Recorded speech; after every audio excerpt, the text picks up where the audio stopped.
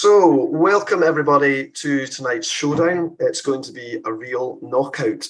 Our speaker tonight is going to provide a blow-by-blow account of two exceptional prehistoric rock art sites. In the red corner, we've got the dastardly Cochno stone from West Dunbartonshire, and in the blue, we have our determined hero, Kilmartin Glen. It's going to be a real scrap, and by that, yes, I do mean Scotland's rock art project. So for those who are a bit confused and think that Sylvester Stallone is going to make an appearance, no, it's not that type of rocky encounter. This is a vicious Bronze Age bash, and so we need an appropriate commentator who can report on everything that happens cup and ringside. Tonight's speaker is Dr. Kenny Brophy, senior lecturer at the University of Glasgow, but many of you may know him as the urban prehistorian. Investigating ancient sites now occupied by towns, cities, and modernity. Or, in Kenny's own words, he researches the contemporary relevance of prehistory and how prehistoric sites, ideas, and things are consumed and utilised in our contemporary society. Kenny has a quarter of a century of experience in researching, excavating, and writing about Scotland's Neolithic and early Bronze Age past, all the whilst maintaining an interest in the life of Ludovic Mann, most recently manifesting itself through the organisation of a conference in October 2019, The Man, the Myth. Kenny has also been responsible for investigating, researching, excavating, and generally shining a light on the now buried rock art panel of the Cochno stone, putting his strong principles of archaeological public engagement to good use with the local faithfully community. And so I think all of this puts him in the perfect position to discuss the prehistoric rock art panels of Kilmartin Glen, as well as the Cochno stone in West Dunbartonshire. And so we're delighted to welcome Kenny tonight. But his most worthy and recent accolade, however, is seeing me through 4 years of higher education. So congratulations on that, Kenny. So, ladies and gentlemen, let's get ready to rock art rumble. Over to you, Kenny. I don't think I can follow that. Really, it was an exceptional pun-filled introduction, and also you shouldn't downplay the fact that you got a very fine degree, and you were certainly amongst the top students in your cohort. So it was an absolute pleasure to work with you, especially in that fantastic award-winning dissertation that you wrote. So we wanted to share this. Oh, there we go. Right. Okay. So thank you for that introduction. And so, yeah, it's a pleasure to be here this evening talking to you from slightly run-down surroundings. I'm in Lochran's Outdoor Centre on Arran. I just got back in half an hour ago from being out on the second last day of our excavations at Drummadoon Cursus, which in itself would have been a good topic for a lecture this evening, but we'll keep that for another time. But I'm here this evening to talk about rock art, and as the title alludes to, I'm going to be focusing on two areas in particular: Cochno and Faithfully in the West Dunbartonshire, and Kilmartin Glen. And hopefully the noise of the rain isn't annoying you, because all I can hear is just rain on the Velux window that's next to me, so it's slightly disconcerting. So I guess that the title of the talk is perhaps slightly misleading in the sense that there won't be any attempt to try and rank the two areas of the site against one another, because they both have exceptional international quality prehistoric rock art. But in fact, what I'm going to do is maybe do the antithesis of the raw excitement of that was alluded to in the introduction, and actually talk a little bit about the wonderful benefits of working with archive material when trying to understand prehistoric sites, but in particular rock art sites. And so this evening I'm going to talk through some discoveries based on research I've been doing for the last couple of years around various aspects of the rock art sites of West Dunbartonshire and Kilmartin Glen. And this has largely been taken from archive material from various different collections, some of which are in the national collections in Edinburgh at Longmore House. No, sorry, John Sinclair House, the wrong one. But others are in personal collections, and some are stuff that I've been sent or appropriated over the years. And so, and I think that as a prehistorian, it's quite a peculiar thing to be doing, to be in an archive, in a library, in a repository and reading documents. It doesn't come naturally to me in terms of my training, but it's actually something that has become really important for in trying to make sense of prehistoric sites, because they're really incredibly rich archives that exist that help us to understand how sites have changed over the last half century, for instance, or to record sites that are now missing or gone, or to document unusual aspects of sites. And rock art is the absolute perfect case study for that, because these are sites that even over the course of 10 years can become lost under vegetation or can never be seen again, or are recorded in quite ephemeral ways. And there's actually a really rich level of documentation that underlies that. So I'm going to look at, in particular, the archives of Ronald Morris and also of Ludovic Mann, and I'll introduce both of those before we look at some examples. It's also worth saying as well this evening that I'm going to be showing quite a few images this evening that I suspect have never been seen in public before, just because they're in really obscure places, that they've come to me in various different ways. And so there's a little acknowledgement at the end to thank various people who have sent me stuff and who have helped me to gather together some of this material. So there's nothing tonight that's going to necessarily be groundbreaking, but there's some interesting stories, interesting bits of information that have never really been published about some sites.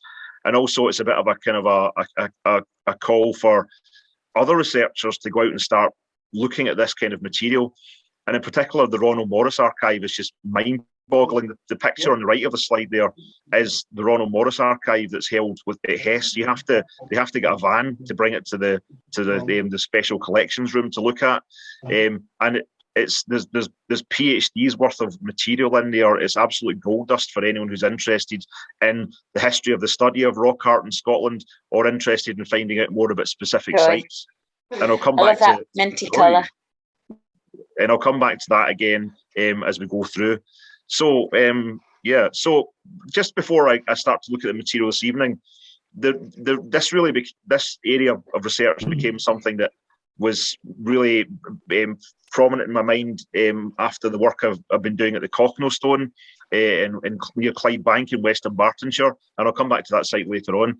And essentially, understanding the modern story of that site is really important to try and understand the site itself, because it's got a very rich modern history, as some of you may well know, and I'll allude to that as we go through the talk this evening. And when trying to understand this site, one of the key incidents in its history was in 1965, and that's AD 1965 and not 1965 BC, when the stone was buried by the Ministry of Works to stop damage being done to the site by visitors, by local people, by people coming to the site, carving their name into it, and that kind of thing. And the site was covered in what we could call graffiti. And the story of why it was buried is something that just was impossible to pick up without going into archives. And so I went into Register House in Edinburgh, and I got access to everything they had on the Cochno stone, and that's because most of these were from files in the Ministry of Works. And through that, I was able to shed light on exactly when the Cochno stone was buried, which was 1965. Up until that point, it had always been thought it was buried in 1964. So, I mean, it's not a big deal, but it's nice to be able to pin that down. I also found minutes of meetings where the decision was made to bury the Cochno stone. And there was also letters, for instance, the letter on the left there from Walter Kinloch, who was the owner of half of the Cochno stone, who was writing to the Ministry of Works complaining that Ludovic Mann had attracted lots of visitors to the site, partly because in 1937 Ludovic Mann painted the whole site in 5 different colours, but then that encouraged loads of visitors, and those visitors were damaging the stone, and he wasn't going to be held responsible as a landowner. So there was a lot of rich detail and information that came out of these letters, minutes from meetings, memos, notes scrawled in the corner of memos by civil servants saying, "Oh, for goodness sake, what's Ludovic Mann saying now?" You know, so there was all that really nice stuff that never really ends up in the public domain, and some of that has really informed our modern understanding of the stone and how the interactions between the heritage authorities and the local community, which was basically nil, other than just burying the stone. So having done that, then I realised that it was actually really useful to understand the modern story of these sites, and that can help us understand the ancient story as well, I think. So I started to reach out for other sources of information as well. So I guess the first place to start for all of this is Ronald Morris. And Ronald Morris is a really remarkable figure in Scottish archaeology, very much an amateur archaeology in the best sense of that phrase, and who dedicated much of his weekends and spare time to documenting rock art sites across Scotland and indeed beyond as well, in other areas of Britain and Ireland. And Morris essentially was doing this in his spare time because he was a solicitor by trade based in Glasgow, although in the 70s he had a car accident and had to retire a bit young, and he was able to dedicate himself to not only recording rock art sites but also publishing them as well. So Morris was really an important figure because he visited every rock art site in Scotland on multiple occasions, and he recorded them very rigorously, and he understood what he was looking at. But also the key thing was that he published the stuff that he was working on as well. And so I'm sure most of you have seen Ronald Morris's books, The Prehistoric Rock Art of Argyll and Bute. There's one about Galloway, which is really difficult to get now. And there's also the one with the great title, The Prehistoric Rock Art of Southern Scotland, Except Argyll and Galloway, which is one of the most recent books, which came out in 1981, when by that time he was getting on a bit. And there's a comment on that I've included in the slide here from Scotland's Rock Art Project final report, where it talks about this huge contribution that Ronald Morris made, and other figures who are leading amateur rock art specialists like Stan Beckinsale sort of regard Ronald Morris as the godfather of amateur rock art recorders, and he's a figure who's very well respected in that field. So his legacy is an exceptional archive of material, which is held at HES, as I've already mentioned, and this is literally unbelievable, the stuff that's in there and all these box files. I think that the organisation of this really lends itself to the mind of a solicitor, I think, because every one of these, every rock art site in Scotland has got its own little folder, and these folders, as you can see here, have got the name of the site. They've got information typed and written all over the front of them. They've got like little symbols and codes for where they were filed away. They've got information about when visits were done, descriptions, other bits and pieces of information, and these are kind of little pockets that also contain all sorts of other stuff as well. So if you look in these, you find letters, photographs, negative slides, rubbings of stones, or cuttings from either from newspapers or from articles, and all sorts of other stuff that just help contextualize his understanding of those sites. And we actually compare the material that was collected together by Morris in these files with what was published about these sites. There's actually he was only just scratching the surface. So when we come back to look at the Kilmartin sites later on, then you realise that what he wrote in his book about the rock art of Argyll was really only part of the story, and there's also some other stuff that's under there that can shed light on his working methods, his fieldwork methodologies, his influences, and also some of the other ideas he was playing with, some of which never made it into print but are still interesting nonetheless. And there's also, I think, a lot of potential to use this archive in the study and the management of rock art sites as well, and I'll mention that later on as we come to that. So just dipping into Ronald Morris's stuff is a pleasurable way to spend a few hours. But if you're interested in the rock art of Fife or of Perth and Kinross or some other Kirkcudbrightshire or something like that, you can just leafing through these files is really pleasurable, and anyone can do this. You just need to go onto the Canmore Search Room website, book a time slot, tell them what you want from this archive, which you can find information about on Canmore, and then you can look at this stuff at your leisure, which is a great joy. I can recommend it.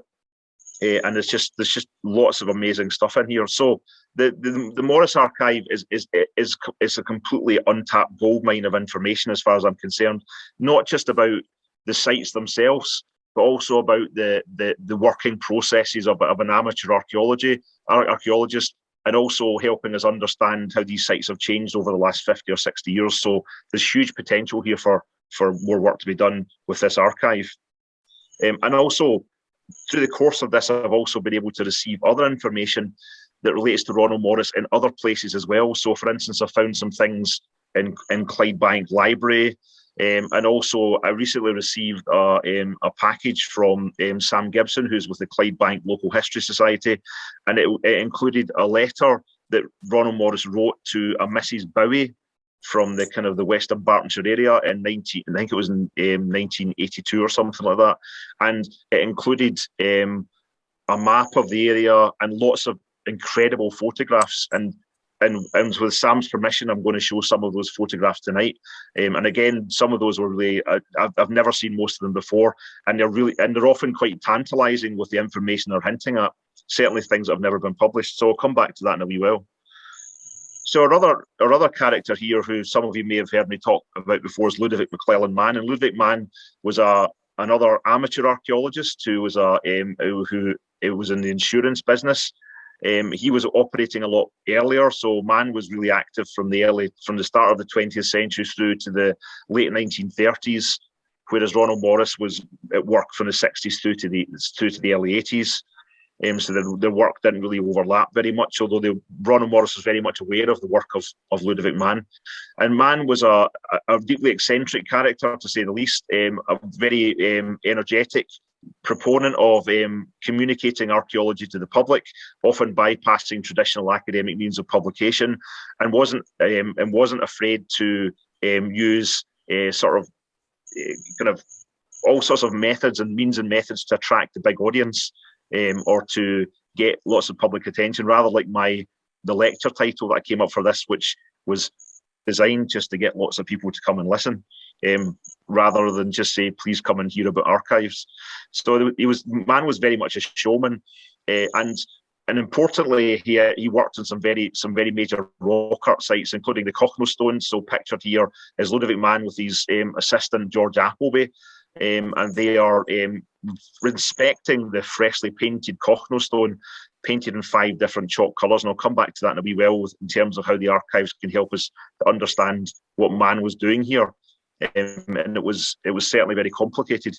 And again, his archives are all over the place. There's huge amounts of material which are held by Glasgow Life in the Kelvingrove Museum and out at Nitz Hill Centre there.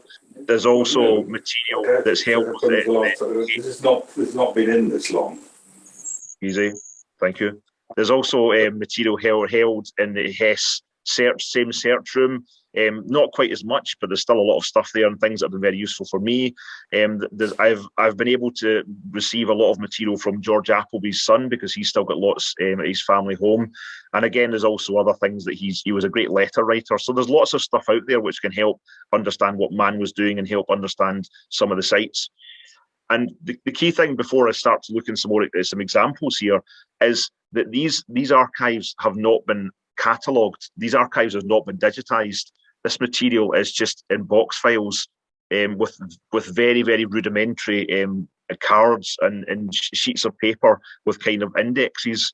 So there's even to get into these and to start to make sense of them is a big job. And that work hasn't been done. And this is not the only archives in this state. Another one that I can think of that I've used is the archive of Alexander Thom, where there are 96 notebooks full of all of his research, fieldwork notes, etc., over decades of his recording of megaliths. And again, that stuff has just never been looked at by almost anyone. And it's again a treasure trove of information. So these archives are actually really, really important and not really being used enough. But then, it takes the time and the inclination for someone to go ahead and do it. But, hopefully I'll demonstrate this evening that there's a real value to looking at this kind of stuff. I've just said all that. Yeah, so Ludovic Mann Archive is held in various different places. And there's some really brilliant stuff, from original drawings and sketches through to annotated proof copies of some of his publications, lots of off-prints of things, and notes, scripts for lectures, all sorts of stuff. which are very useful. Not so much photographs and things like that, but there's certainly a lot of illustrative material, which is very useful. So the Mann archive is one that's definitely worth dipping into. So what I'm going to do for the rest of the talk is I'm going to just work through some examples, really, of sites I've been investigating, interesting images I've come across which have a story to tell, and just to try and demonstrate the value of these archives that obviously anyone else can dip into if they want to. So I'm going to look a bit at the painting of the Cochno stone by Ludovic Mann, but maybe also think about some really tantalising hints about excavations or investigations that happened at or near the Cochno stone in the 1960s before it was buried. And then I'm also wanting to look at some of the material related to Kilmartin Glen as well, and compare a little to what's actually published, because there's a lot of stuff that's not in his inventory for Argyll. And the letter that's on the left there is the letter that was written by... No, I'm not sure how I'm going to get all this lot upstairs, but I don't know either. you could bring that. You need some help with it, getting that stuff upstairs. So the letter there is the letter that Ronald Morris wrote to Mrs. Bowie. And that letter was just, she would ask for information, and he just sent some pictures, and he said, could you send them back to me sometime? I don't think that happened. And eventually they ended up with them in Sam Gibson's hands. And the images in there they're incredible. So I'll show some of them as we go along. So the Cochno stone, let's start there then, is one of the biggest rock art panels in Britain. It's about 100 square metres at surface, and it's covered in over 100 prehistoric symbols, especially some very impressive cup and ring marks. Those are towards the kind of top left of the site, and those there's cup and ring marks that are almost a metre in diameter, and those appear again and again in images, both drawings and illustrations and photographs, and we'll see them a few more times as well in the next few minutes. And this site was first discovered in 1890s, and then really came to prominence in the public eye when Ludovic Mann painted the site in 1937. Yes. So this is Ronald Morris's drawing of the Cochno stone. No, which don't think so. Well, shout. Yep. I'm not going anywhere. No, good. You can all just remember to mute yourselves, guys. Right. Now, when you say the oven... Jennifer Woodcock. I'm Uh, talking to you. See, I think as a host you can actually mute everyone, but then you mute me as well. So I can't. Well, that's it. that's a gamble. I think that's everybody. Thank you, now, Kenny. So just on you go. No bother. Cheers. So this is Ronald Morris's drawing of the Cochno stone, and Morris didn't see the Cochno stone because he visited in the early to mid 60s, and it had already been buried when he was there. And so this drawing is essentially a combination of his observation of photographs and also of the Bruce and Donnelly drawing, which I showed in the previous slide. And this is really the basis for the fieldwork that I've done at the Cochno stone. So we uncovered it in 2017 to basically to have a look at the rock art and also the graffiti and Ludovic Mann's intervention on the site as well.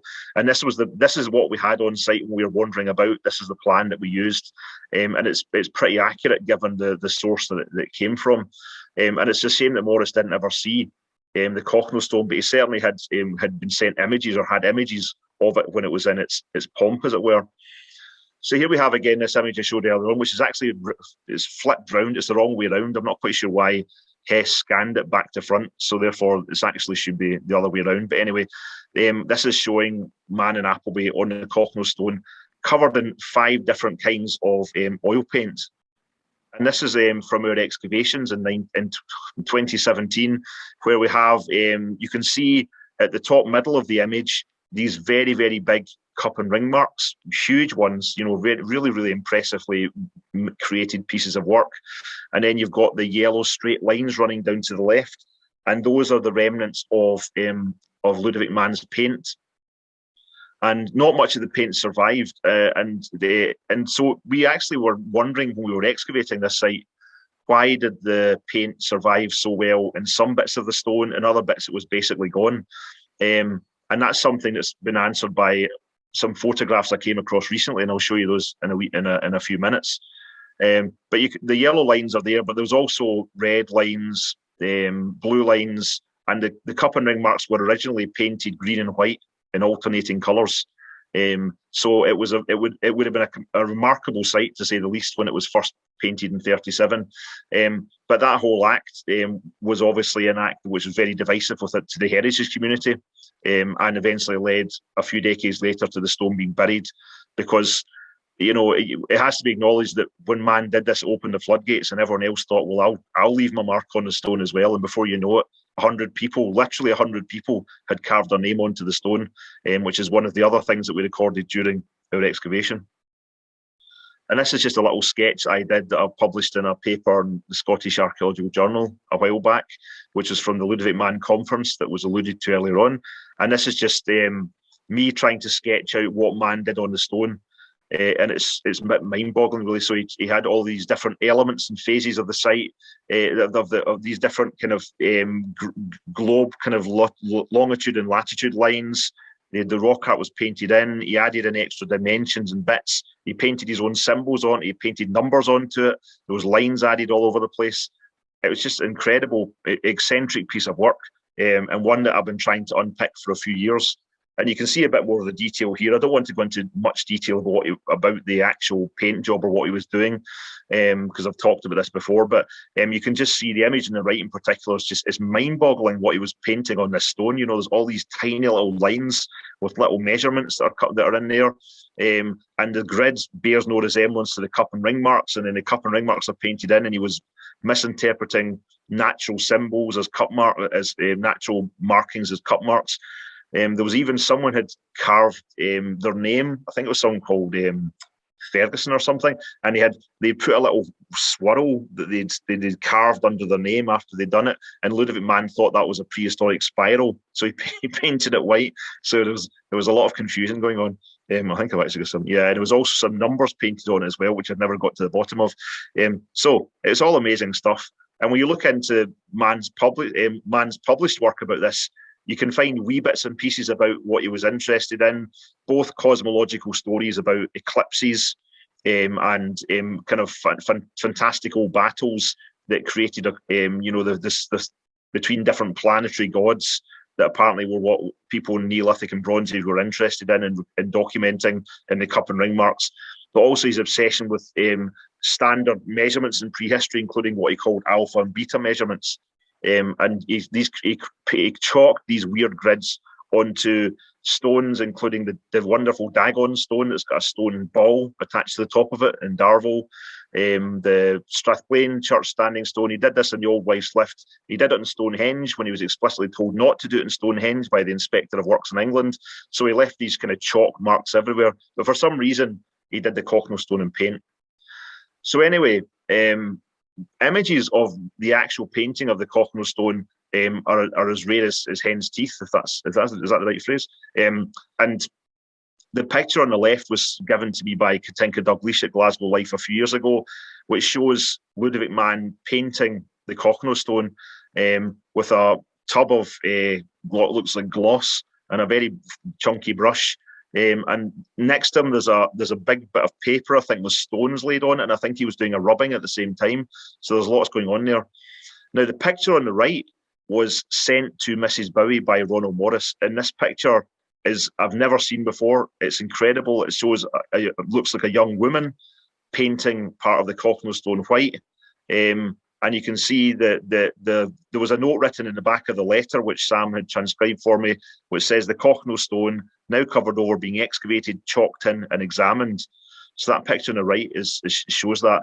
And that's just an incredible photograph. And I would love to know who that woman is. But again, it helps to shed a bit of light on what's happening, because there is a tin of paint in the middle. I think if we can get the photograph scanned to a higher resolution, we can identify the type of paint that was used. This person's painting in white. Ludovic Mann's painting in a darker colour, maybe blue or something on his, or red. Devil to tell, black and white. And these pictures can be colourised as well, of course. So this is just casually someone, Morris sent this picture off to this woman. It's never been published anywhere. It doesn't, it's incredible. So it's just an amazing discovery, and it was very, privileged to be able to see that image, and I'm delighted to be able to share it with you this evening because it is really wonderful. And one thing I will be trying to do is try and find out who this person is that's there helping, because I had no idea that there was anyone else involved in doing this other than Mann and Appleby and maybe J. Harrison Maxwell. So the fact there was other players involved in the painting is really interesting to me and something I want to follow up in a bit more detail. Now, Ronald Morris has got quite a bit of material on the Cochno stone in his archive, including, as you'd imagine, sketches, photographs that are old photographs, and notes and things like that from some of the older bits of work that have been done. And that's the record card for his little Cochno stone folder. Let's show you that. So you can see references to PSAS papers, comments and notes, and so on that are in there. And then there's a lot of stuff in the pack. Now, this is not from the Ronald Morris's archive that's held in Hesse. This is a photograph that was sent to Mrs. Bowie again. He was sending all the good stuff to Mrs. Bowie. Cochno near Clydebank, and it says on the back of this image, the Cochno stone on front Cochno near Clydebank, I think it says 1937, I'm covered over by faces. Also on back, sender W.A.F. Ashton, King's Theatre, 6 February 1934. Well, the number definitely can't be 1937 then. So I think the photograph's from 1934. And this again is a previously unseen photograph of the Cochno stone. And in fact, from 1934, this might be the earliest known photograph of the Cochno stone. And this was in Ronald Morris's possession, and he sent it to this person. And I haven't even sat really and looked to try and work out where on the stone that is. I can see the wall in the background that surrounds the site. But again, this is just really incredible and shows vegetation and so on around the edge. A really amazing photograph, and I've no idea what the King's Theatre's got to do with either. So maybe Ashton was an actor or something. As it happens, completely coincidentally, about 3 or 4 months ago, my colleague Nairi Finlay came into my office with a bag of slides that were from the collection of Alex Morrison, our former colleague. And Alex had, I don't know where these slides came from or why he had them, but they were rock art slides that he used in his teaching, and included fortuitously 2 photographs of the Cochno stone, again, which I've never seen before. These have never been published. And I think they must be from about the early 1960s. I'm not entirely sure. And you can see there's a kind of one of those kind of hunting stick things that are there for a scale. And these are these 2 massive cup and ring marks in the middle of the slide. And these photographs are really helpful because they show that before the Cochno stone was buried in 1964, vegetation had encroached onto the sides of the monument. And in fact, this coincides with where Ludovic Mann's paint survived up till 2017, which explains why it was there in some parts of the site and not in other parts of the site, because it survived where the vegetation had encroached onto the monument. That's what we suspected, but it's really nice to see that proof. And there's another view as well of the Cochno stone from a different angle from this same set of slides. I don't know who took these pictures, but they are really fantastic. And again, these are really rare images because I think that these are the only colour photographs of the Cochno stone I've ever seen pre our excavation. So again, this is just incredible stuff that came from a completely random source. Going back to the Ronald Morris archive, here we have a photograph that's dated to 1964, which shows these 2 big cups. Sorry, it's very faint because I photographed a photograph in the search room of Hesse. You can see this very, very faintly. There's these incredible big giant cup and ring marks. And just to one side of it, there's like an archaeologist measuring tape, one of these 30-metre tapes. And there's a suggestion here in the archive that there's actually something going on here. Maybe some kind of mysterious excavation that was undertaken, apparently according to the limited notes that were in Morris's archive. Limited investigation that was undertaken by Horace Fairhurst of Glasgow University Archaeology Department. And here you can see literally 3 old men peeling off the vegetation and peering at the Cochno stone right over by the wall that surrounds the site. So they kind of peeled the turf back and looking at it. It's really incredible, and there's a bit of pointing and talking going on.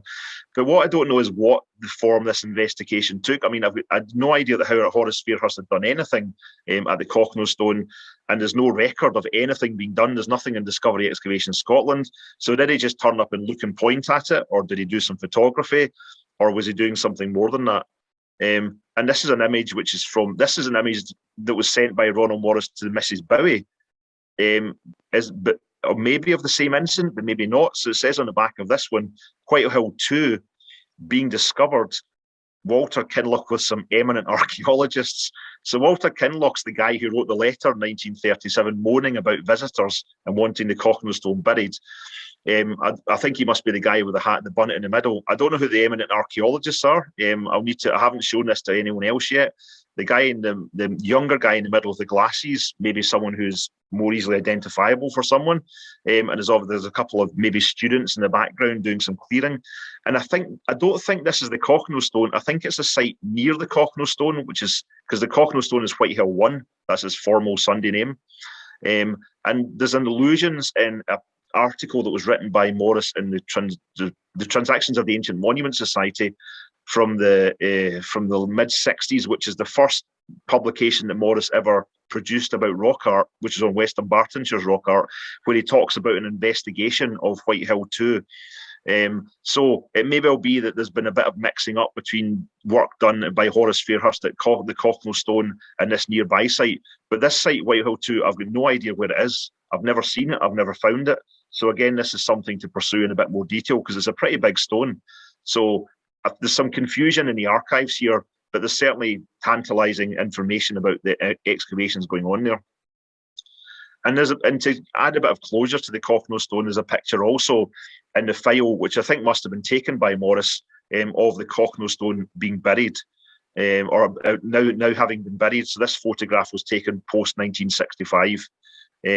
And you can see there's a bit of copy editing going on as well here in terms of including this in a publication, although this image was never published in any of Morris's books as far as I can tell.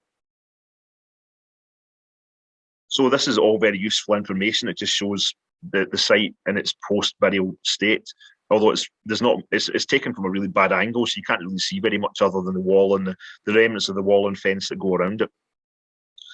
Just to finish on the stuff around this area, because I realise I haven't actually talked about Kilmartin yet. I'm getting there. It's just there's a few nice maps were sent as well in various or different archives. This is a map that Morris sent to Mrs. Bowie, which is very helpful in terms of marking different cup and ring mark sites, some of which are currently impossible to find, but the material in these archives may help us to pin them down. There's also this wonderful map that's included in there, and this is the sort of really incredible stuff you get in the Morris archive.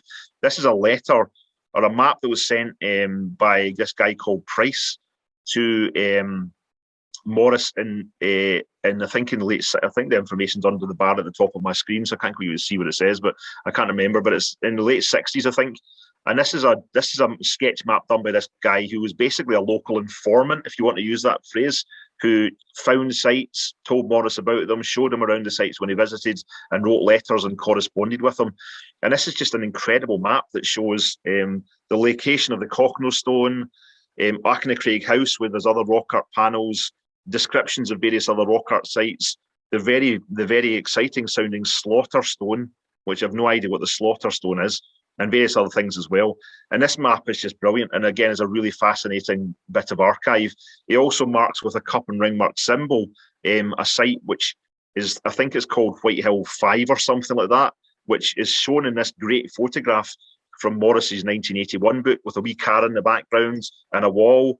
But that site has never been found in modern times. Even Scotland's Rock Art Project couldn't find that site.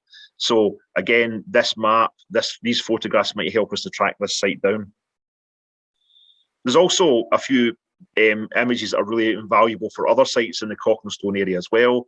So we've got this incredible photograph top left of Achnacaig 1, which was excavated, was I excavated, or well, students excavated, that's student directed, in 2019. And basically now it's just in a park near Faithfully. But in the 1960s, when Morris visited, it was in this lovely garden next to a lawn with bushes around it, with a big fancy house next to it, which subsequently burnt down in the 1980s. So these photographs are really valuable context. And what we found in our excavations at Achnacarraig 1 was that the site was actually incorporated into garden features. So there was a little garden wall that ran up to the outcrop. So therefore, this garden environment that we found in the excavation has really been backed up by these incredible photographs that Morris took in the 1960s. And similarly, when we tried to work at White Hill, some other sites in the area, we were able to use Morris's work to orientate ourselves, to identify sites that were quite difficult to find, and we were able to follow up the work he did, recording sites in the 60s and 70s with our own fieldwork and excavations. So it's been invaluable as a fieldwork guide as well, in terms of finding sites and identifying them, and using Morris's sketches and rubbings and so on to move forward. So let's now move to some sites in Kilmartin. And so I recently wrote a book chapter, which is coming out quite soon, I think, which actually goes into all of this in a lot of detail. I spent a day at Hess earlier in the year looking through all of the Kilmartin Glen sites, basically more or less all the ones that are in the prehistoric rock art of Argyll book.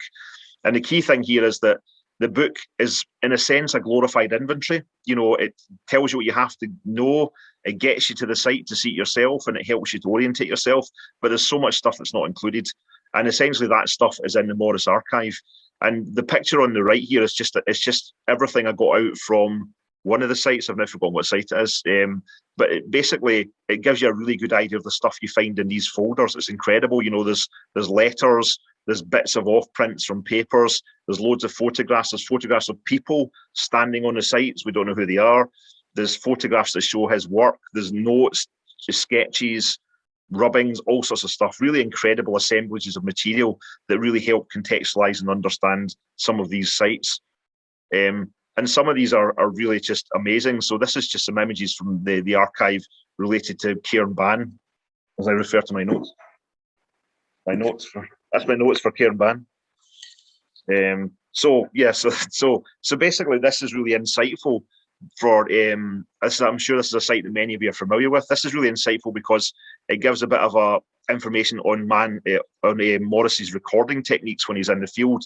So you can see that he was using chalk to highlight all the symbols that he saw in the stone. But he also he used to chalk on north arrows onto the sites as well to help orientate himself in his images and his photographs. And he took lots and lots of images. And these were images, in a sense, were aid memoirs to help him to create his own drawings that he then published of the sites. But they're incredibly detailed. And in fact, one of the things that's really significant about these photographs is that they were so detailed that I think that they're very useful going forward. So you can see some of these are just like kind of Polaroid things almost, but some of them are photographs that overlap. And you can see that some have got really grotty bits of sellotape sticking them together. And what he was doing was actually photographing the surface of the rock fairly from a vertical angle in great detail, and then he was sticking them up on the wall, and then he was using that as a basis for his descriptions and his drawings of the final site. I mean, this is basically photogrammetry, but done in a very analog way, because he's just taken lots and lots of photographs, and then he's using that to produce images about the site and to help understand it. So this is a really useful insight into what he was doing, and I think that's got potentially valuable purposes going forward. So, for instance, if you can imagine that you've got a rock art site that's got dozens and dozens of these very high resolution overlapping photographs, what you could do is you could scan these photographs with known points, and you could create a 3D digital model from the photographs. But what you could then do is you could compare that with the models that were done of these sites by Scotland's Rock Art Project over the last 5 years, and then we could assess whether there's been any damage or erosion or lack, or kind of the rock art's becoming less clear or obvious, maybe because of modern environmental conditions. So it'd be a nice way to get a control for our current viewpoint is to have a complete data set of 50-year-old models and images as well. And I think there's a lot of potential to do a study like that. Maybe in Kilmartin Glen would be a perfect place to do it, to maybe scan and digitize some of these big sets of photographs. So I think there's big potential to do that kind of thing. So here we have Torblaren, which is a site, of course, that was excavated a while back very successfully by Aaron Watson, Andy Jones, etc., and produced a really wonderful book. And interestingly, having looked at that book, I can't really find anywhere that it refers to the Morris archive. I mean, they may have looked at it, I'm not sure. But what's really interesting is that there's some nice stuff in the Torblaren archive. For instance, you can see some images here. There's a rubbing, for instance, of some symbols. There's like coloured sketches, sketch plans. There's photographs and so on. But there's also correspondence. So there's a letter from Bruce Thompson, the farmer, who kept on finding flints and objects in the same fields as the rock art. And so he was sending this stuff to Ronald Morris. Sadly, there's no photographs of any of the images in the archive. I'm not quite sure where they are now. But again, it was interesting that Morris was engaging with the material culture, and he was also corresponding with landowners who he clearly had a good relationship with. The other things that are interesting with the Torblaren archive is that there's quite a few observations about a possible midsummer solstice alignment between one I think it's the Tiger Stone at Torblaren and a notch in the horizon. And within the folders for the Torblaren sites, because there's a few of them, he also has got extracts from books by Alexander Thom, which are about solstice alignments. And so I think that it was very interested, I think, at least in this stage, maybe in the late 60s, of alignments with rock art and with the horizon. And that's actually something that doesn't really come out very strongly in Morris's writing. And I don't know whether that's an idea that he explored then abandoned, or it's something that he didn't ever feel comfortable publishing. But certainly for some of these sites, and also for a couple more in Kilmartin Glen, he was exploring ideas around solstice alignments of rock art. And that's something that not a lot of, there's not huge amounts of mainstream archaeological research has been done in that. So it's interesting that he was kind of dabbling in these things, but maybe just didn't quite feel the need to publish it. And that's something that could be followed up, because these observations could be ground truthed, I guess, by someone going back and looking at them again. There's some wonderful stuff related to Temple Wood. The Temple Wood has got not a lot of rock art on it. It's a very rare engagement with Morris with kind of Irish passage grave art traditions with spirals and things like that. But in the archive for that, there's loads of stuff about the site. There's more correspondence and letters. There's great photographs. There's description. There's a really weird set of kind of images and notes about some putative axe carvings at Temple Wood. Now, the axe carvings are well known at sites like Raecruan and at Netherlargy North, and there's a few photographs and rubbings where there are axe-shaped kind of things, and there's and some of them Morris has written, there's no axes here, there's nothing to see. But then there's another one where it says in the background, this is an axe, with a big exclamation mark. So, and I don't think I've seen anything published on Temple Wood having any axe carvings. It'd be interesting to go work out what he was actually looking at. I don't think there are any, but again, it was something he was messing about with and exploring and almost kind of arguing with himself about whether these things existed or not. And the image that's on the screen here is a drawing that was sent to Ronald Morris by Stan Beckinsale, which was essentially reporting on a successful visit to Kilmartin and visiting Scottish rock art sites, where Beckinsale saying to Morris, this is 1978, your book was very valuable and I was able to see a large number of sites with your help. So here we have Beckinsale, who's regarded as being another godfather of rock art studies, deferring to the master, to Ronald Morris, and saying your book was amazing, writing this letter. And there's this quite bizarre correspondence about what Beckinsale called the navel stone. Now, I'm pretty sure I know what this is. There's a stone near the centre of Temple Wood that's got a massive cut mark on it, or what looks like a massive cut mark. And essentially, that's what Beckinsale has sketched on this drawing here.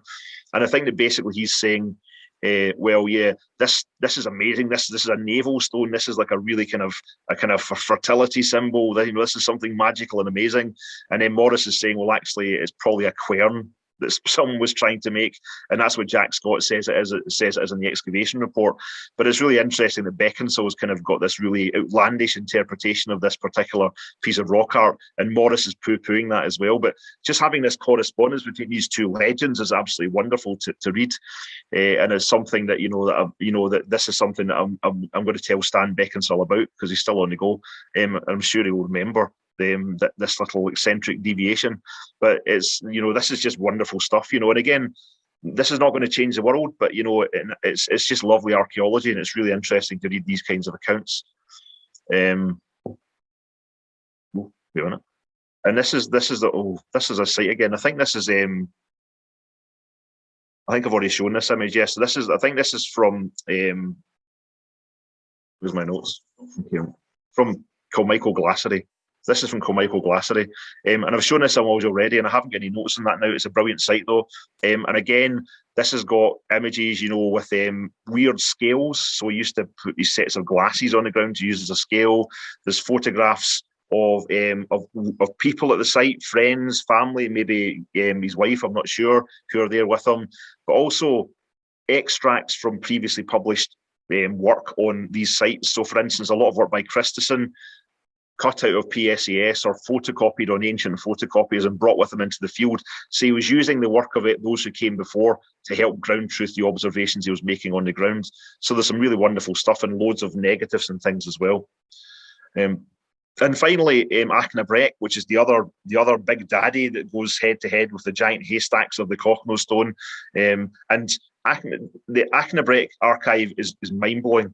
I mean, both of these boxes here from Achnabrek are full of photographs. He must have taken hundreds and hundreds of photographs of Achnabrek to create these giant mosaic, which he then used to produce his really kind of groundbreaking PSAS paper from the early 70s, based on intensive work in 1971, 72, I think, where he was on site. They were on site with a big team of students, really, really documenting this stone, crawling across it.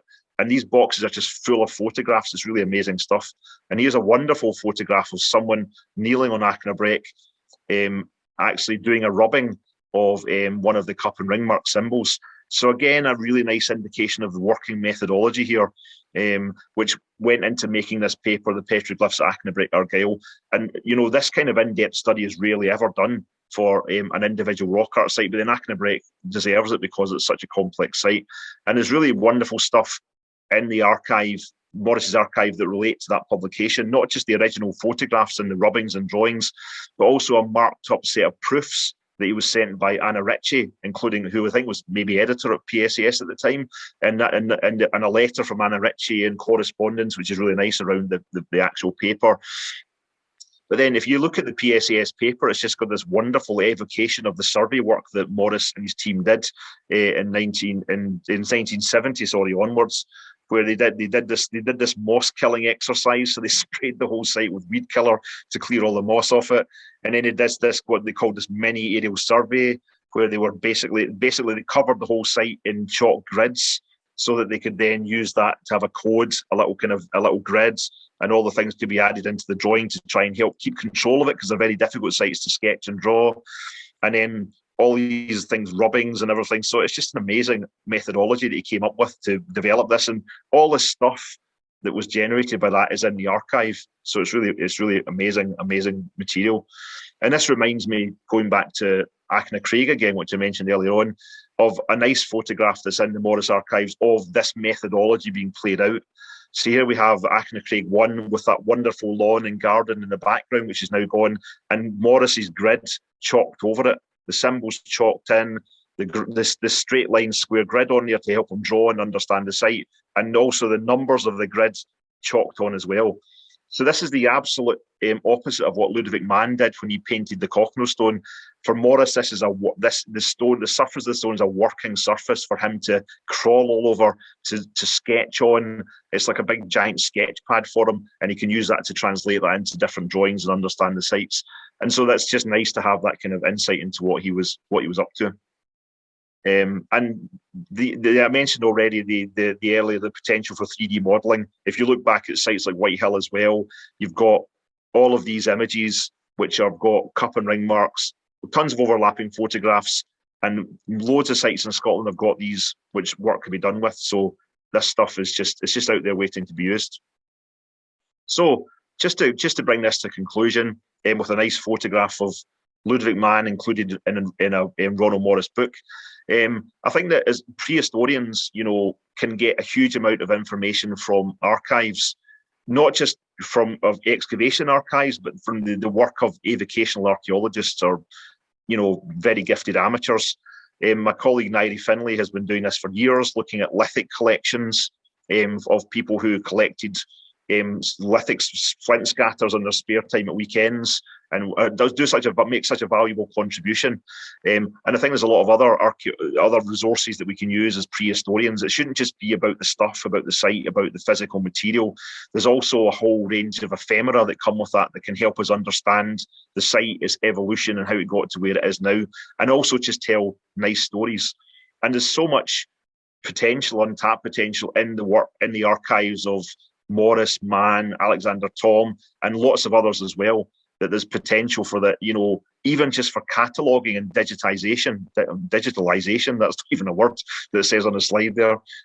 So there's a real benefit to doing that. And, imagine if this stuff was all digitized and online on a website. Stan Beckinsale's had a big online resource, which I think is currently offline, with a lot of his stuff that was scanned and available. So if Morris's stuff could all be scanned, it'd be an absolute joy for anyone who's interested in rock art and the history of Scottish archaeology, just to look at some of that material.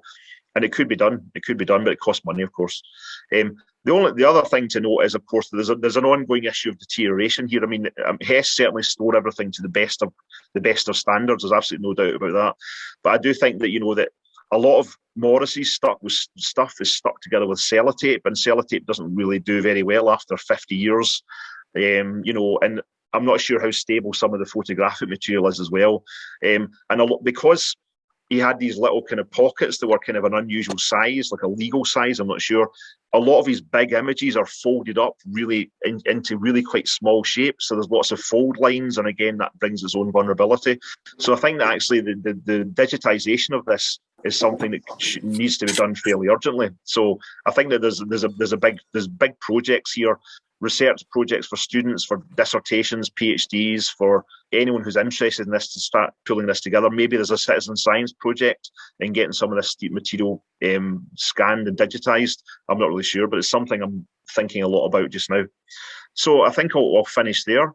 And thanks to those who loaned me material, who sent me material, who gave me leads to follow up, who helped me access material, for bringing some of that stuff together. And hopefully there's more gems to be found as well, because I've only scratched the surface of what's in both of these archives. And I think in particular the Morris stuff is something that if you're interested in rock art in Scotland, you should be keen on having a wee look at it. So thanks very much for your attention and listening. Thank you, everyone. I'll finish there. It's me finished. Wonderful. Thank you very much, Kenny. There's a few questions that came in there, so before you go, if you can answer a couple of them, that'd be great. And if anyone does have any questions they'd like to ask, then please do put them into the chat box, or you can also use the raise hand function as well. And I'm sure Kenny will be delighted to discuss them with you. I think the first question that we saw there, and it must be a question that you hear quite a lot about the Cochno stone. This is from Leslie Ann Brewster. Has there never been a proposal to encase the stone, the Cochno stone, so as to allow it to be seen, as has been done with several standing stones? Yes, there's a lot of ongoing discussion about the future of the Cochno stone. There are some people who are keen to have it uncovered. There are other people who would rather it was buried. But one of the solutions could be, of course, that you could put a building over that, and that seems quite an alluring way of doing things, because you could have controllable access to the site. You could make sure that nothing happens to it and people can see it. It does bring its own challenges, though, because when you put a glass box or something over a monument, it does create its own microenvironment, which can generate the growth of lichen and can, in some cases, can actually potentially damage the monument. Anyone who's been, for instance, Midhow, Longcairn in Rousey, which is basically inside a hangar or building. Is actually very green and weird inside, and that's an environment that's been created by being inside a building. So buildings are certainly one way of doing it, but I think also they come with their own problems and challenges. And maybe the best way forward is to create some kind of replica, which is something we've thought about as well with the data we've got, because we did a high-resolution photogrammetry survey of this stone when it was uncovered. So there's various different options, and at the moment it's about kind of also consulting with the community.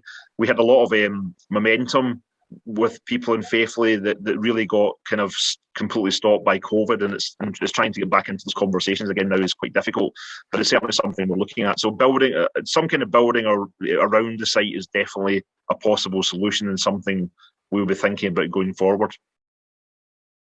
That would be wonderful. Quite an endeavour, but I'm sure it'd be one that would be very worthwhile for archaeological purposes, but also for the local area as well. I'm sure would be keen to see it reopened and something that they could embrace, I suppose, Kenny, as well. I can see it being a kind of an icon for Faithfully. Absolutely, yeah. Scotland's rock art capital, unless that's Kilmartin. That's where the fight begins. Them's fighting words. I think there was a few points that you might have missed here. Sam Nelson says that Cochno stone is NS 504573888, and that caption said 508738, which puts it about a quarter mile east of the Cochno stone. So that's very eagle-eyed from Sam. I think that's in reference to one of the images that you showed. Yeah. So you might want to just double check that.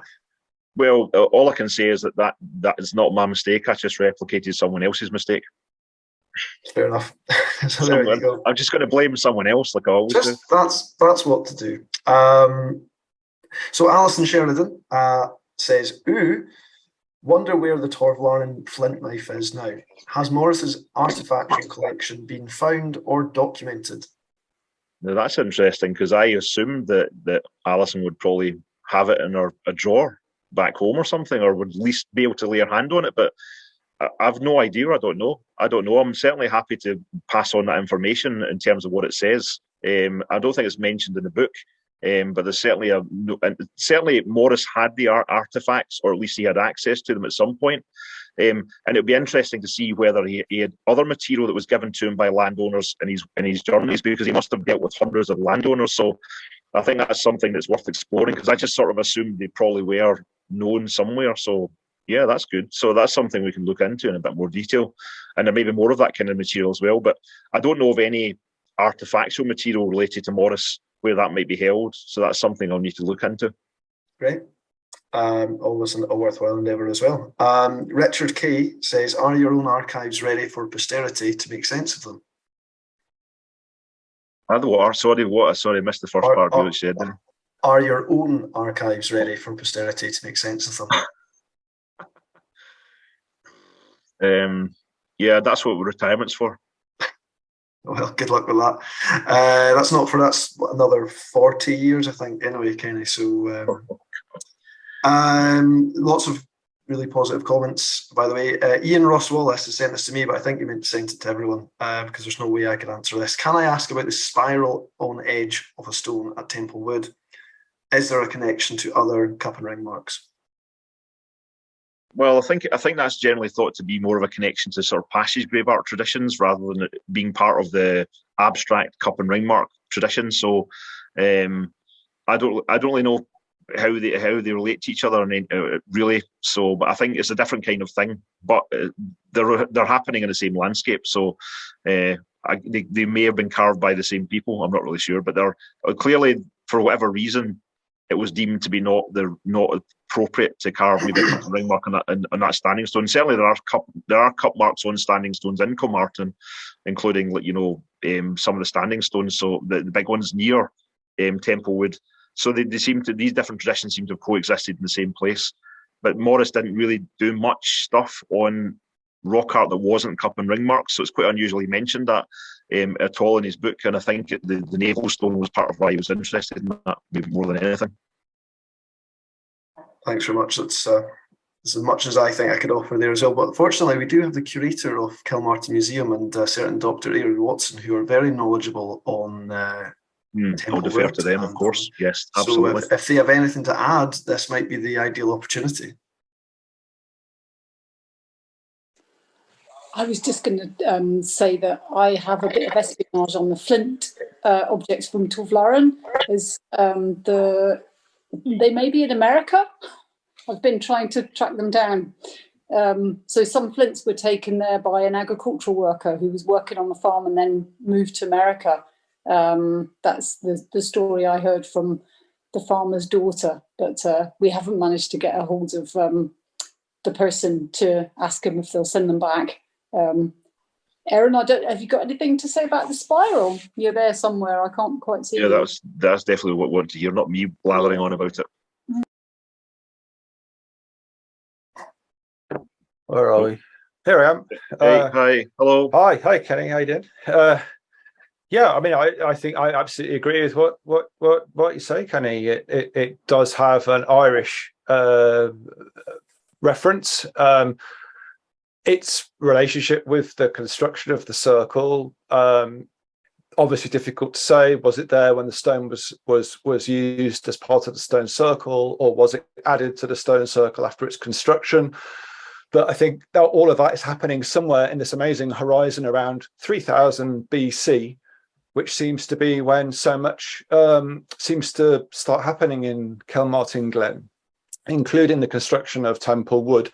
And that seems to be the very time when there are very wide influences beginning to circle that influences rock art, and you start to get an influence, say, from Orkney in Kilmartin, Achnabrec, and maybe a more Irish influence at Temple Wood. The other thing I might say about that stone is drawing upon other people's work as well as my own observations. It is in a part of the circle which might be related to the orientation of that monument onto the sunset at midwinter. Thank you. Super. I hope that answers all your questions there about that particular motif, Ian. Great question, though. Margaret B, I think that's Margaret Beardsley. You mentioned that some of the cup and ring marks on the Cochno stone were about 1 metre diameter. Is it that the size of each ring mark is greater than smaller cup and ring marks there and elsewhere, rather than them having significantly greater number of rings? I'll let you answer that first. I'm not totally sure but I think that they're amazing cup and ring marks. I mean, I'm not sure whether they've got more rings than some other cup and ring marks that are smaller. I'm not really sure.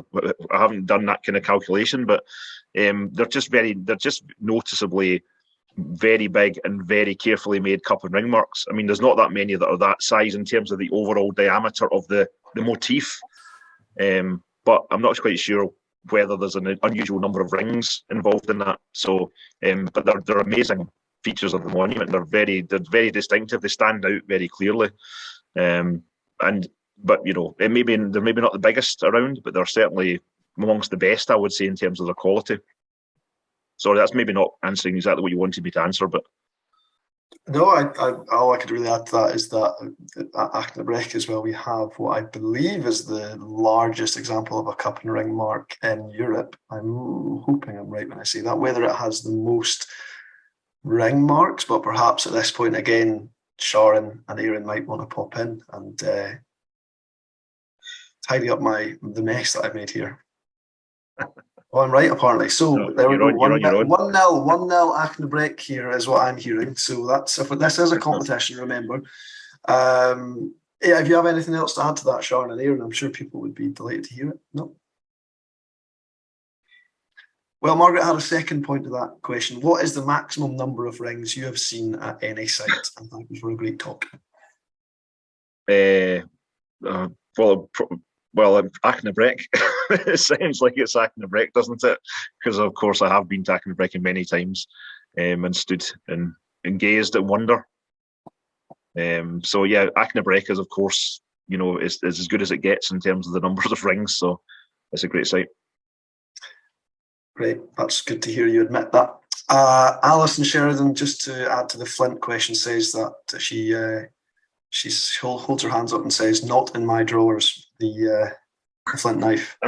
And I think we have maybe one more question here, or maybe two or three actually, but we'll wrap up after that. Yeah. Peter Herbert asks, there was a suggestion that photogrammetry done when the stone was uncovered would be used to create a 3D model. Has anything been done towards this? No, it hasn't been done towards it, partly because things have been held up with the project due to COVID, and we just haven't really had the chance to develop it any further with the heritage company that did the data. But we've got the data and we can do it. So, but it would cost probably, I don't know, £100,000. So the council are interested in doing it, but we're starting off first of all to try and develop a rock art walking trail in the area, which is, we're working on an HLF application just now for that. And then the council see the replica of the Cochno stone as a kind of phase 2 to move beyond that. So we're probably talking about a few years in the future before we start to seriously get into doing that. Excellent. That would be a great resource. Ian Ross Wallace again asks, Kenny, are there any other cup and ring sites that have caught your attention? So I suppose out with the Kilmartin and Cochno area, perhaps. Yeah, I mean, High Banks in Cochno is is an amazing site. It's incredible. And another site that's got a really rich modern history because it's got some incredible artwork done in the 19th century by an artist, his name I've now forgotten, Hornells or something like that. And there's also casts of that. There are the museum, the Stewartry Museum in Kirkcudbright, so it's got a really rich history of casts and copies and drawings, and it's very distinctive with the lots and lots of repetitive cut marks next to each other. So that's probably one of my favourite sites out with the areas I talked about this evening. That's High Banks in Kirkcudbright, did you say? High Banks in Kirkcudbright, yeah. Right. And there's also the site that I discovered next to the toilets in Southern S.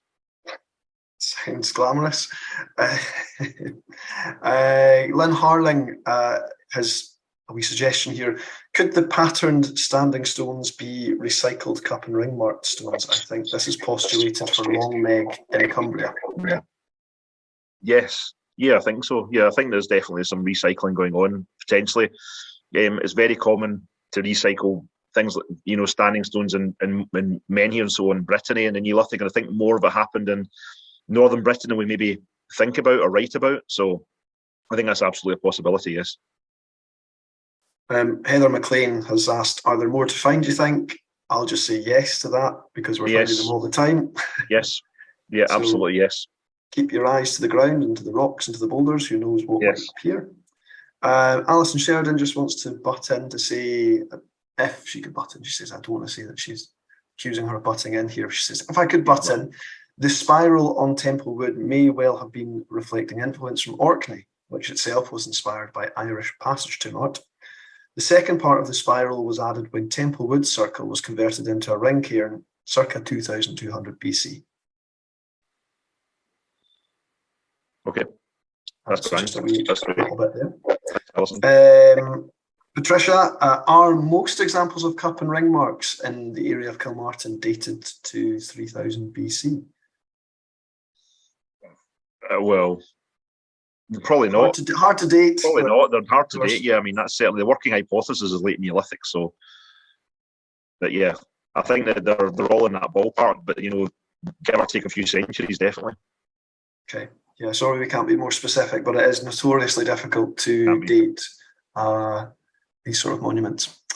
Has Gordon Lang, I think this is maybe the second last question that we'll have time for. Thanks for sticking around, Kenny, for it. And everyone else, usually people just disappear after these talks, but we've still got most of our listeners, a majority of our listeners have stayed to listen to this topic. So I think that again reflects how interesting and alluring this subject is. So, but we've got time for just maybe one or two more questions. Gordon Lang has asked, has any work been done on the interpretation of rock art symbols? Yes, go and check out Scrap, Scotland's rock art project, if you'd like to know more about that, Gordon. Is there any measured consistency with symbols from one site to another? Not really, no. I don't think so. I mean, some people think there are. Some people think there recurring measurements. Obviously Ludovic Mann thought that, but I don't think that there are. I think that the symbols are made to fit the rock they're carved onto. There's recurring themes and patterns, but I don't think that there's any recurring size that's used across the sites. Any work done? He's actually cheekily asked 3 questions in one message, so we will go through them all. Any work done on confirming how they were made? Well, there's Aaron might actually be able to say more about this, but there's been bits of experimental work done, not as much as you might imagine, but certainly I think that I think you can make a decent cut mark in about an hour, I suppose, if you really wanted to. But once you get to more complicated kind of circular rings and motifs, then the amount of care and craft that must have gone on to those is incredible. And we haven't really much evidence for the tools that were made. There was certainly some tools found at that site in Cumbria, Cochno, I think, that could have been used to make the symbols. And Sharon may be about to leap in and say our museum's full of them.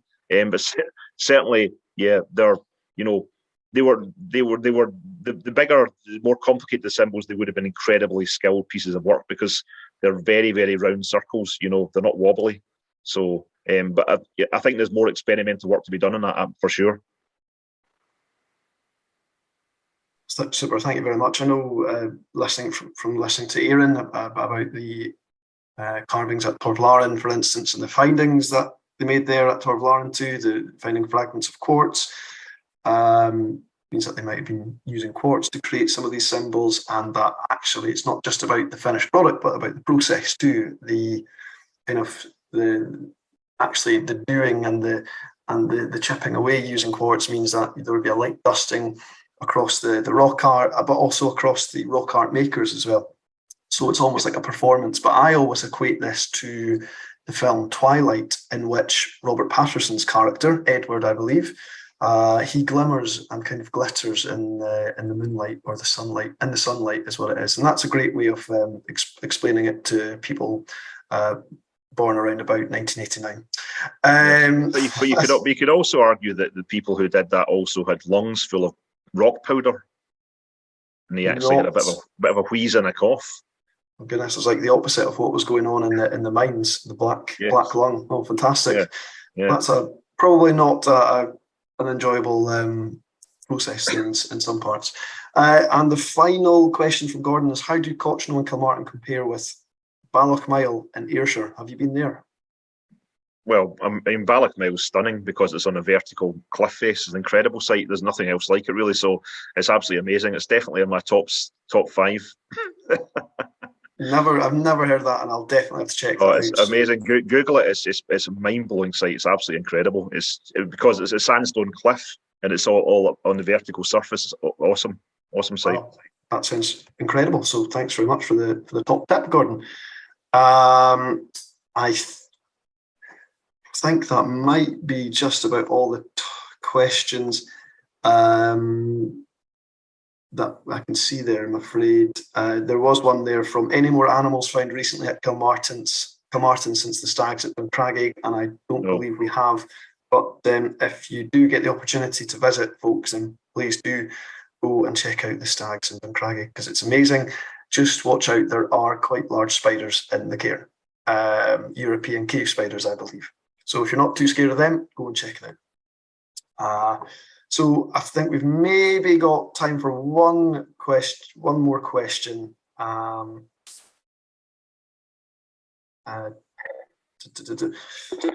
Which is from Annie, and it says, it's just a simple question here: are the feet on the Cochno stone thought to be contemporary with other cup and ring marks? We don't know. We don't know whether they're prehistoric or not. There doesn't seem to be any particularly different weathering to them. They don't look any fresher than the prehistoric marks. There are examples in Britain of footprints carved, like the Calder stones in Liverpool, but they've got 5 toes, and the ones that in the Cochno stone have got 4 toes. So whether they're actually genuinely prehistoric or they're more recent additions, I'm not really sure.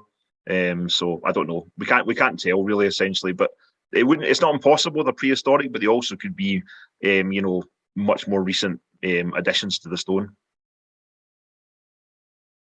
Great, thank you very much. And we have one more from Jim Sinclair. I think it's going to be a no from you here. Has Lider covered the ground around the Cochno stone? I don't. Well, not that I've seen. I mean, it possibly has, because there's a lot of kind of environment agency type stuff happens. So maybe, but not that I've looked at or seen. So no, I don't know. Okay, maybe worth doing, maybe worth looking at. But it sounds like you've given yourself quite a lot to do here. So we look forward to the 3D Cochno stone using 1950s material, plus you're going to make a giant hangar for this Cochno stone as well to make sure that we can all visit it. And we expect to have this done within the next few years, Kenny. I've got to write up this cursus I'm digging just now as well. So it never ends. That's the thing about archaeology and history. It just keeps on going.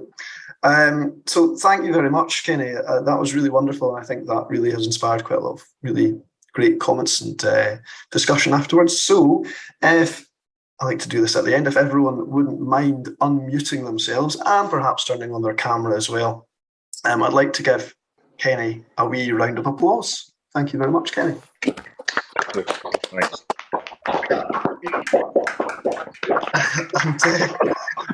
Thank you. Persha has suggested the Cochno stone in chocolate 3D. Nice bit of merchandise. That sounds great. Just to let you know that you can donate to these talks. You can go onto our website, www.kilmartin.org/donate, and you can send a wee donation if you can. I know times are tough and it's getting more difficult for everybody these days, but if you are able to spare anything, then that's much appreciated. Or you might want to buy one of our books, In the Footsteps of Kings. You can do that on our website too. It's a really brilliant introduction to Kilmartin Museum and to the Glen through a series of walks. Or you can just keep giving us wee likes and follows and shares and comments and whatever on social media. Just to let you know that next month's talk, which is on the 15th of September, is with Dr. David Caldwell, formerly of the National Museum of Scotland, who will be discussing the medieval carved slabs of Kilmartin and the surrounding area. Please do tune into that. And then after that, we'll be unveiling our winter series of talks where we'll be revealing or we'll be discussing things like the Gaelic names of Argyll, geology, torques, and much, much more. So watch out for that. I'll just say thank you again to Kenny Brophy for a wonderful discussion tonight. Thank you all for attending. I hope the rest of your evening is pleasant and filled with more research into cup and ring marks. I think it was a draw, by the way, just if anybody was wondering. A diplomatic draw. Both amazing sites. Anyway, thank you everybody. And Jim, you have one more question. Go on. When is your next the next talk? Online, yeah. Yes, it's all online, and the next talk is, just double check that I got the date right. It's Thursday, the 15th of September. That's with David Caldwell on medieval. Okay, I'm just back from Banbury at that time, so that's excellent. Brilliant. We'll see you then. Thank you. Right, well, thank you very much, everybody. We'll see you again soon.